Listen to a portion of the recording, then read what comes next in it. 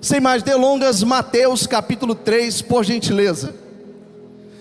Mateus capítulo 3, verso 1.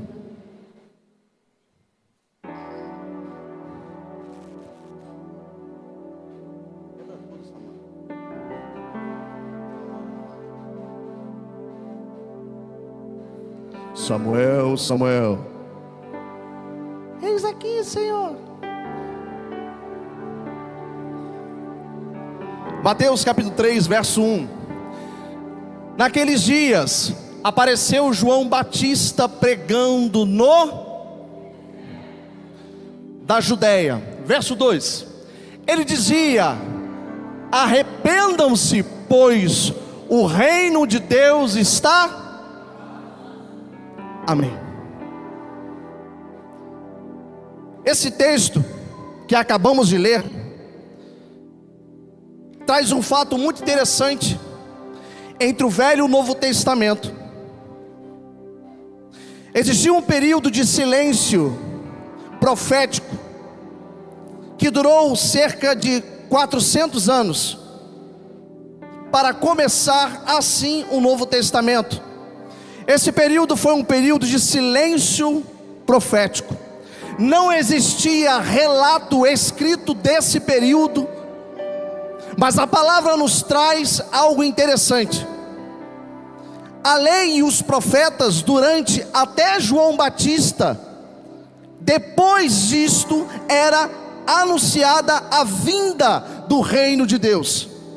Então era na compreensão de Deus um tempo de preparação, um tempo em que o povo poderia experimentar a vinda do reino de Deus pelo Messias. E João Batista foi o pregador escolhido por Deus para anunciar de modo muito especial a entrada do Senhor Jesus no ministério terreno.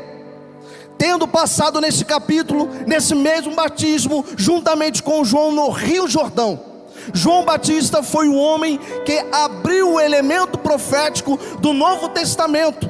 João Batista era a voz de Deus que clamava no deserto.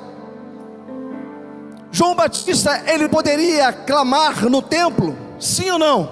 Ele poderia pregar no templo? Sim ou não? Ele poderia pregar no centro de Roma? Sim ou não? Ele poderia. Mas Deus direcionou ele ao deserto, para que no deserto ele fosse a voz profética, anunciando a vinda do Messias. E o pensamento que me veio ao meu espírito, ao meu coração, foi o seguinte: muitas das vezes temos o sentimento e a sensação de estar passando por um deserto, e toda vez que nós temos esse sentimento, carregamos o sentimento de que estamos só caminhando por esse deserto.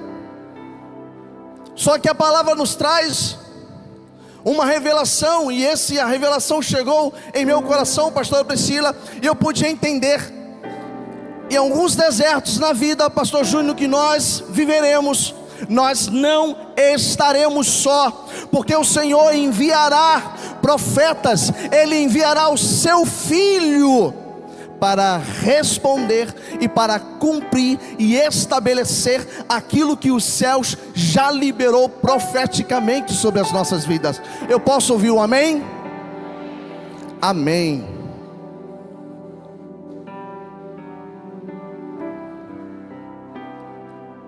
Mas eu volto aqui novamente ao contexto da mensagem e vou lá no verso 2. Arrependei-vos, porque está próximo o reino dos céus.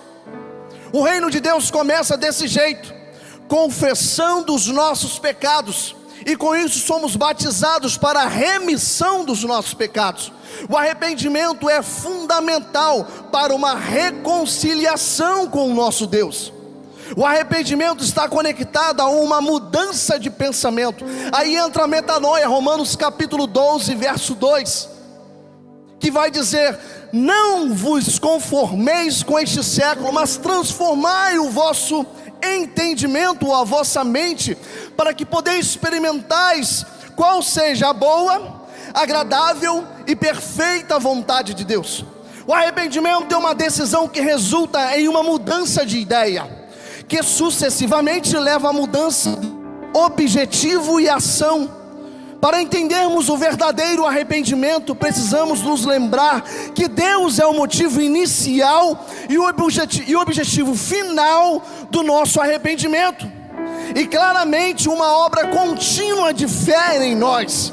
Isso quer dizer que não apenas é o próprio Deus quem me move o arrependimento, mas pela obra do Espírito Santo em nós, como também que a glória de Deus é o alvo do nosso arrependimento.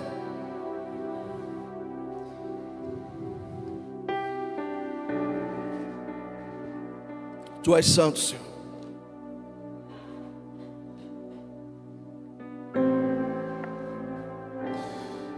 Aleluia. O batismo tem um sentido de cumprimento de algo especial dentro do reino de Deus.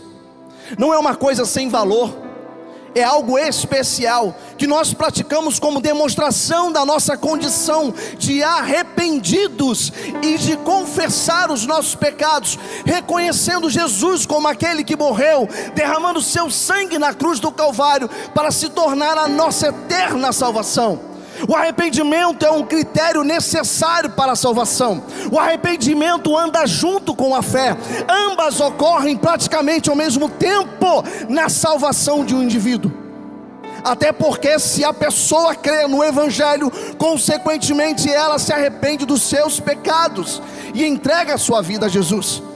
Em Atos dos Apóstolos, capítulo 3, verso 19 e verso 20, vai dizer: arrependam-se, pois, e voltem-se para Deus, para que seus pecados sejam cancelados, para que venha tempos de descanso da parte do Senhor, e Ele mande o Cristo, o qual lhes foi designado, Jesus. O arrependimento tem um papel tão importante para a salvação quanto a fé. Não existe fé verdadeira sem arrependimento verdadeiro. Não existe fé verdadeira sem o arrependimento verdadeiro. A primeira chamada para o reino é o arrependimento, porque através do arrependimento será gerada uma nova vida, um novo nascimento e consequentemente o crescimento e a frutificação. Dessa maneira, o arrependimento é um sentimento, é um compromisso em mudança de caráter, de atitude diante do pecado, e se envergonhar dos pecados cometidos e se comprometer a não os cometer mais. Em Tiago capítulo 1, verso 14 e 15 vai dizer: ao contrário, cada um é tentado pela sua própria cobiça, quando esta o atrai e seduz. Então a cobiça, depois de haver concebido, dá à luz o pecado, e o pecado, uma vez consumado, gera a morte.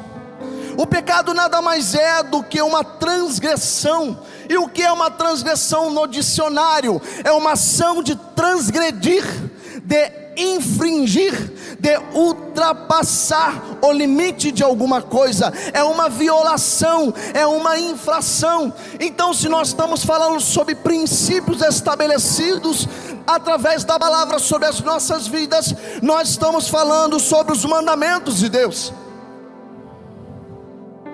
Lembre-se também que é necessário arrependimento e não remorso, pois o remorso nos leva a cometer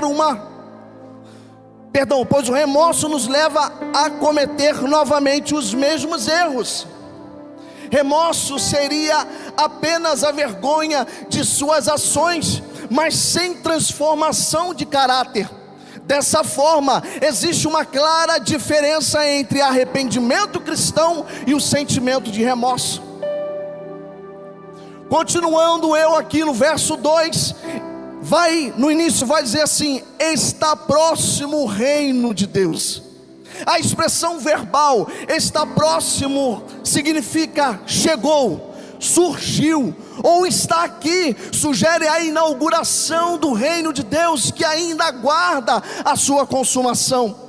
Para entendermos corretamente o significado da expressão "o reino dos céus está próximo", dita por João Batista no Evangelho de Mateus, capítulo 3, verso 2, é imprescindível que tenhamos uma visão sistemática da Bíblia.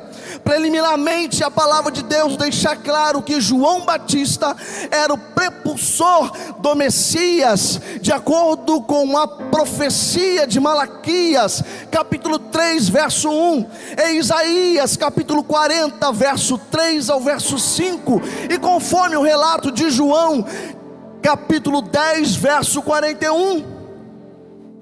Perceba que desde o início do seu ministério terreno, Jesus passa a propagar a mesmíssima mensagem que seu primo: arrependam-se, pois o reino dos céus está próximo. Mateus capítulo 4, verso 17. Bem como mais tarde o comissionamento, os seus 12 apóstolos a irem de cidade em cidade, de aldeia em aldeia e de casa em casa, conforme o relato de Mateus capítulo 10, verso 6, que vai dizer: mas de preferência procurai as ovelhas perdidas da casa de Israel. Verso 7, e à medida que seguirdes, pregai que está próximo o reino dos céus. Amém, igreja?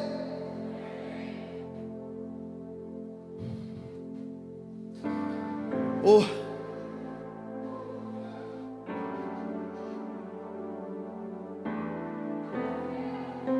Sim, Jesus. Ainda desse entendimento, quero compartilhar com a igreja um dos nossos modelos de evangelismo. A nossa igreja é uma igreja que se move no modelo de células. E o que é células, pastor João? Célula é um núcleo de relacionamento e propósito. Você pode repetir comigo? Célula é um núcleo de relacionamento e propósito. É um lugar onde nos relacionamos. É um lugar aonde vivemos a vida da igreja. É um lugar aonde estabelecemos uma família e aonde os mais velhos cuidam dos mais novos. É um lugar aonde nós intercedemos e nós oramos uns pelos outros. É um lugar aonde suprimos e ajudamos uns aos outros. Célula é um lugar de conexão, de desenvolvimento de habilidade e dons. É um lugar onde geramos discípulos e líderes. Célula é um lugar de propósito. Você pode repetir comigo? Célula é um lugar de propósito. E qual é a verdadeira essência, João, de uma célula? A verdadeira essência da célula é olhar para fora e se preocupar com o homem pecador, que está perdido, que está sem Jesus, caminhando a passos largos para o inferno. E o nosso dever é resgatar esse homem do império das trevas e estabelecer o reino de Deus em sua vida. As células no Ministério Apostólico Vinho Novo não têm como propósito as células no Ministério Apostólico Vinho Novo têm como propósito gerar crescimento e multiplicação do reino de Deus. As células remontam aos tempos da igreja primitiva, onde o crescimento acontecia através de reuniões nas casas. Isso é confirmado em Atos capítulo 6, verso 7, onde a palavra de Deus crescia e o número de discípulos multiplicava. O nosso objetivo com relação às células é cuidar dos novos membros desde a sua chegada. Mas para que isso aconteça, precisamos estar alinhados, organizados e em plena comunicação com os demais ministérios, para que juntos possamos acolher, ajudar e direcionar o novo membro a uma célula mais próxima de sua casa. O segundo ponto, o segundo objetivo que nós temos como igreja em células é querer gerar o crescimento, o amadurecimento e frutos em Cristo Jesus, por meio do discipulado, e conectar os membros à vida da igreja. O terceiro e último é: desejamos guiar e orientar os filhos ministeriais para que sejam fortes, líderes saudáveis, bem resolvidos, conscientes de sua identidade e propósito. Irmãos, implementar uma célula não é fácil, impõe riscos, não traz frutos instantâneos, não gera aprovação imediata e nem conseguem trazer todos os membros para as reuniões de célula. Mas contudo, fazendo de forma certa, com perseverança, com obediência, com sabedoria e dedicação, os frutos virão. E nós seremos uma igreja que vive o propósito. Amados, eu e minha família falamos com propriedade sobre a importância de fazer parte, compor, participar, amar, dedicar, respeitar, obedecer, frutificar em uma célula. Nós tínhamos 2 anos conduzindo a célula Gaditas. Geramos ela em 2023, na casa dos nossos primeiros anfitriões. Ali naquele ambiente nós multiplicamos, nós fomos moldados, nós fomos ensinados, nós fomos tratados, nós fomos confrontados, mas também nós fomos amados. Naquele mesmo ambiente várias promessas se cumpriram.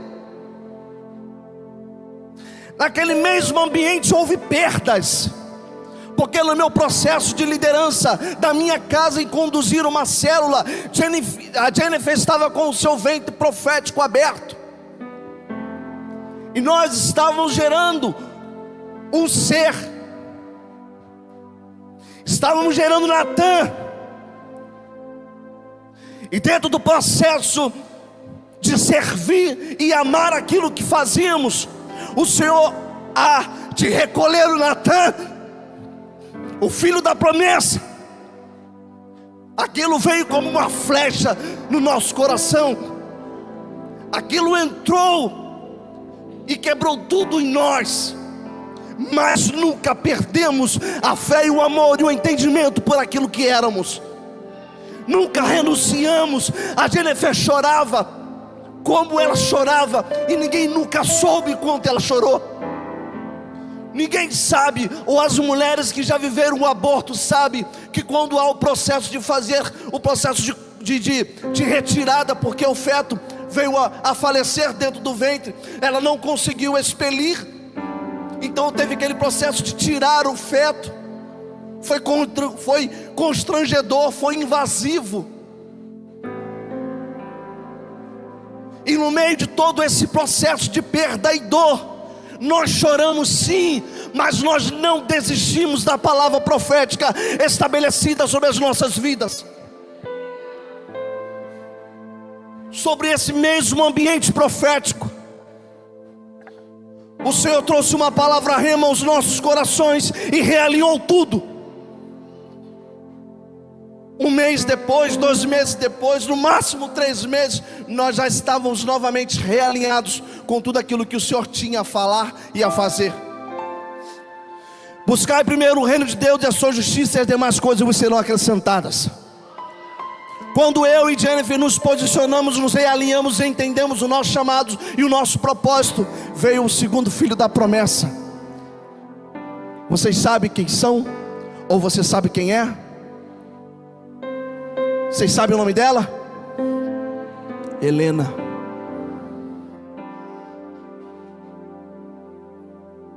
Helena. E Helena hoje foi gerada dentro de uma célula. Ela se desenvolveu dentro da célula. Ela cresceu dentro da célula. ela foi acolhida pelos anfitriões daquela casa.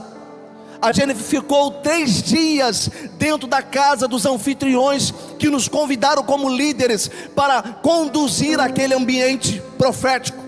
E a Jennifer ficou acolhida 4 dias pela essa família, e não faltou nada para ela: amor, carinho, atenção, cuidado, tanto para ela quanto para Helena. O que eu quero dizer com isso? Valorize as oportunidades que têm sido geradas em Deus de você participar de um ambiente maravilhoso como uma célula. Temos em média de 400 a 600 membros hoje dentro da igreja, e as células não têm chegado a 150 pessoas presentes.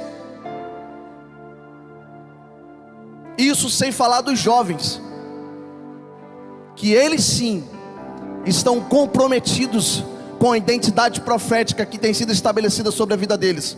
Cada reunião que você vem em uma reunião de célula da Tribos, você vê quanto aquela sala fica cheia. E você talvez esteja em casa vendo Netflix ou alguma coisa no TikTok, e eu não estou chamando sua atenção, é seu direito, você faz o que você quiser. A questão é o que nós estamos fazendo com o tempo que o Senhor nos proporcionou nessa terra.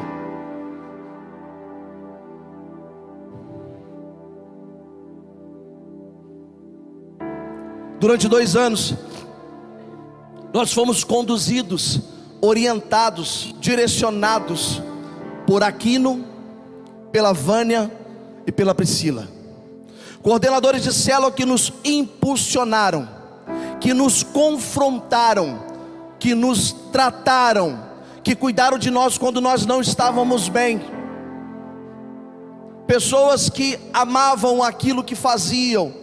E se hoje eu estou aqui neste lugar trazendo esta mensagem, é porque existiam pessoas ao meu lado que me impulsionavam em meio ao meu deserto a continuar a avançar. Existia homem e mulher com uma voz profética que dizia: ei João, ei Jennifer, levanta, porque isso não é para a morte, o que o Senhor tem para a sua vida é maior. Se posiciona, se postura, se coloque de pé. Às vezes o confronto é necessário.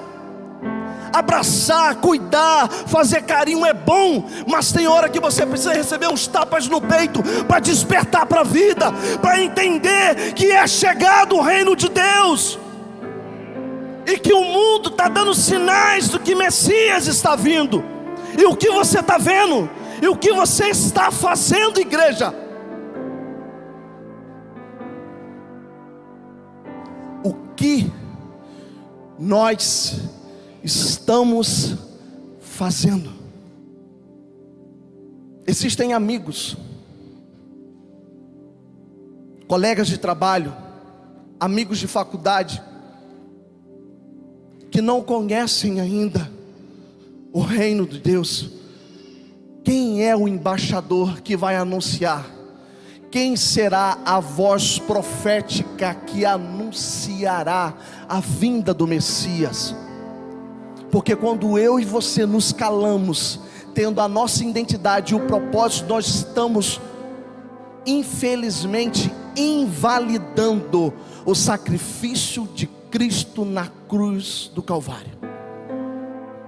Estamos vivendo um evangelho pela emoção, não pelo entendimento e nem pelo relacionamento, mas por uma leve e momentânea emoção.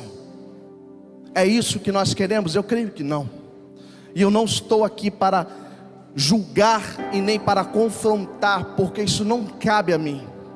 A minha função é orientar e trazer uma palavra de entendimento e de clareza, para que você possa, por si só, gerar a metanoia necessária para desenvolver aquilo que o Espírito Santo já tem anunciado e falado ao seu coração.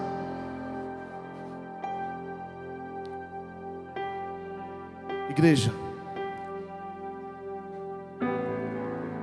que o Espírito Santo nessa noite possa gerar em nós uma fome e uma sede desesperadora em cumprir o nosso primeiro chamado. Mateus capítulo 28, verso 19, se eu não me engano, vai dizer: ide por todo mundo, pregai o evangelho a toda, batizando em nome. Está vendo como você sabe? Eu também sei. Só que muitas das vezes nós estamos depositando mais tempo naquilo que é importante para nós, e estamos esquecendo de desenvolver aquilo que o Pai já entregou e estabeleceu sobre as nossas vidas. Amizades é muito bom. Ir à praia é melhor ainda. Eu também gosto.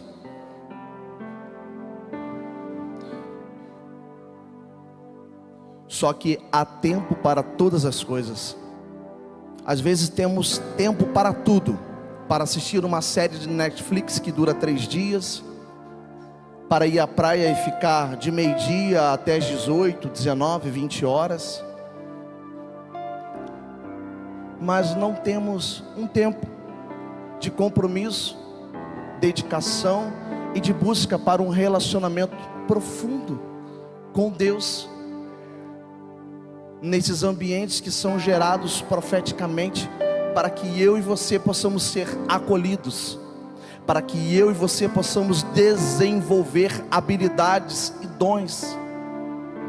Não existe um melhor lugar do que a célula para você desenvolver o seu chamado, porque ali são geradas oportunidades de você fazer uma oração, oportunidade de você trazer um quebra-gelo. Esse ano de 2024, nós fechamos um ciclo na Gaditas. Convocamos e conversamos com Wagner e Dominique, os nossos colíderes, o casal que nos acolheu, que nos convidou em 2023. Na verdade eu errei os cálculos, nós começamos em 2022, 2023 nós fomos para a casa do Wagner e da Dominique, e 2024 nós fechamos um ciclo e conversamos com eles e deixamos eles hoje como líderes responsáveis da célula Gadita. E hoje a minha casa está servindo ao Senhor, apoiando Ana Novelli e o seu esposo nesse ministério, nessa convocação para a coordenação de células. E será uma honra caminhar ao lado de cada um dos líderes que presentes aqui estão. Aqueles também que não puderam vir, sejam abençoados. Que o amor que há em nós possa envolver você e a sua casa. Que as necessidades presentes que vocês tenham, que possamos em Deus buscar uma solução juntos em oração. Então, vamos estar somando forças para apregoar, para gerarmos uma única voz profética sobre esta nação, entendendo e compreendendo a revelação que sai deste altar pela boca profética do nosso apóstolo Enéas Gonçalves, e seguindo sempre a palavra-chave para todas as coisas, que se chama obediência.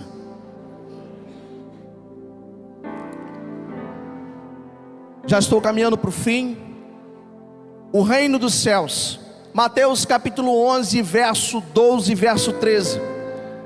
Desde os dias de João Batista até agora, o reino dos céus é tomado por esforço, e os que se esforçam se apoderam dele, porque todos os profetas e a lei profetizaram até João. Jesus deixa claro qual deve ser o objetivo primordial de nossa breve vida aqui na terra. Devemos nos concentrar no alto, no reino dos céus e em sua justiça. Viver o reino dos céus é viver seus valores celestiais aqui na terra, é defendê-los com a própria vida, como cidadãos ou cidadão dos céus e embaixadores de Cristo. Temos que entender que essa não é a nossa pátria, no sentido de não ser essa a nossa casa. nós temos uma casa eterna, nós temos outro estilo de vida, baseado em Cristo, que é a nossa justiça. Ele inspira o nosso modo de pensar e julga tudo o que estamos fazendo diariamente. E eu concluo e eu fecho a minha palavra nessa linha de entendimento. Não espere algo gigante acontecer para você manifestar o reino de Deus sobre a terra. Você é filho, e como filho de Deus, nós precisamos manifestar o reino do Senhor no seu trabalho, quando você é justo, ou quando você é íntegro, ou quando você realiza as coisas com excelência. Isso testifica o Senhor que você serve. Hoje é um dia da sua vida de adoração, aproximar o reino de Deus sobre a terra. A tua vida atrai a manifestação do reino de Deus. O reino é agora. Comece hoje adorando ao Senhor, tendo uma vida de adoração, e então o Senhor começará a manifestar o reino aonde você estiver. Se coloque de pé, por gentileza. Ministério de louvor.